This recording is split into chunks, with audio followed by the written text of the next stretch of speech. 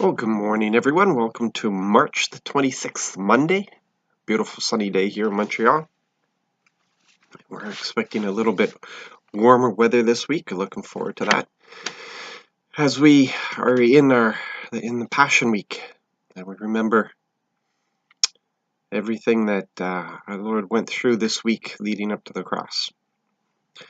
But we're for the purposes of this, we're still reading through Joshua, and it's I'm impressed. I'm impressed by Caleb. I've got to say that. Uh,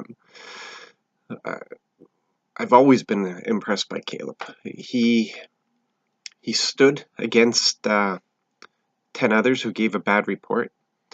The Lord honored him by keeping him alive. He didn't die in the desert with the others. And you realize he went out when he was 40 years old. He went as a spy at 40 years old.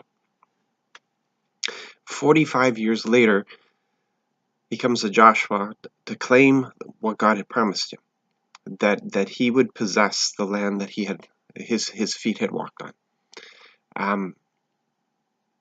And he came, and he's now 85 years old, and he says, "Look at what the Lord has done. I'm as strong today as I was 45 years ago. I haven't decreased at all. The Lord has preserved me." And in the land that he was claiming as his own, because that's where his feet had trod, what was not an easy land. It fortified cities, giants, the whole thing. And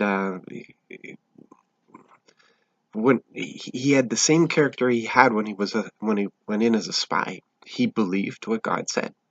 He believed what God said. God said, "You will possess this land." He believed it. God said, "You will possess where your feet have trod," and he believed it. And now he wanted to act on that belief.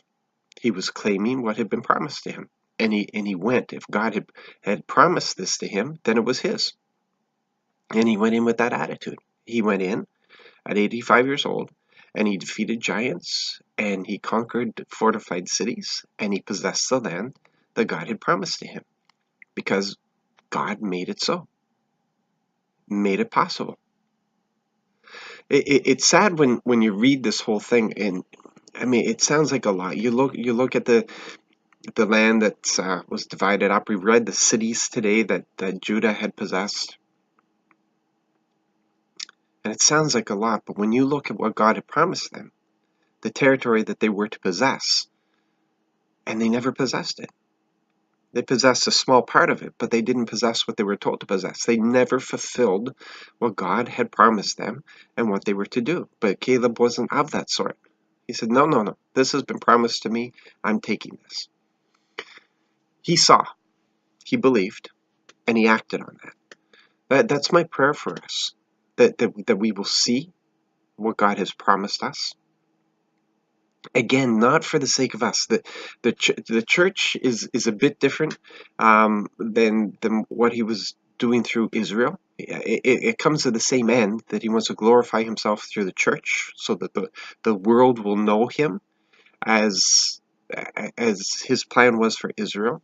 But it's a little bit different in that um, we're here for the benefit of others, and that has been made very clear. Israel it was for their benefit, and it became a selfish thing, and they failed to understand the whole purpose in it. But from the very beginning, it was made clear to us that we were to go and make disciples, that God would increase us and enable us and glorify himself through us in every situation, and nothing was a failure, and he would use everything.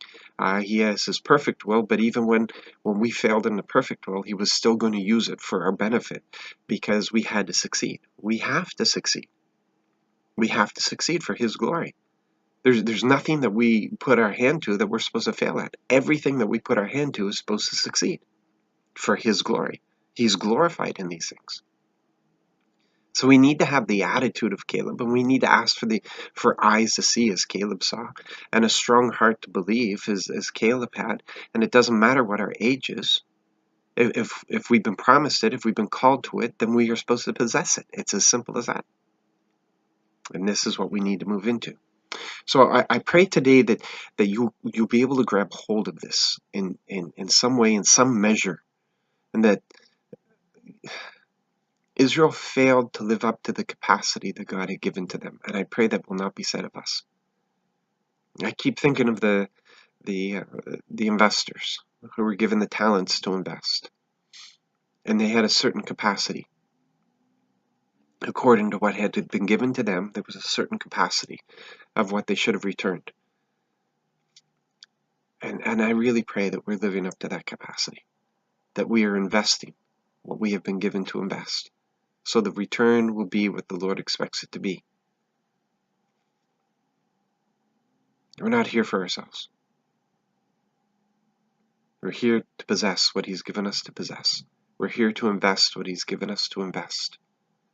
We're to be busy with the business of the kingdom. We're supposed to be seeking it, understanding it, walking in righteousness, doing what the Father's heart has dictated to us to do. And we're glad to do it with joy. For the joy set before Him, our Lord completed the will of the Father and went to the cross for our benefit. What was the joy? Us. For the joy set before us, regardless of what the cost is to us, the joy that is set before us is to see that those who our Lord loves would come into relationship with Him. So be occupied with that today. Be blessed. Understand the resurrection power is manifested in you.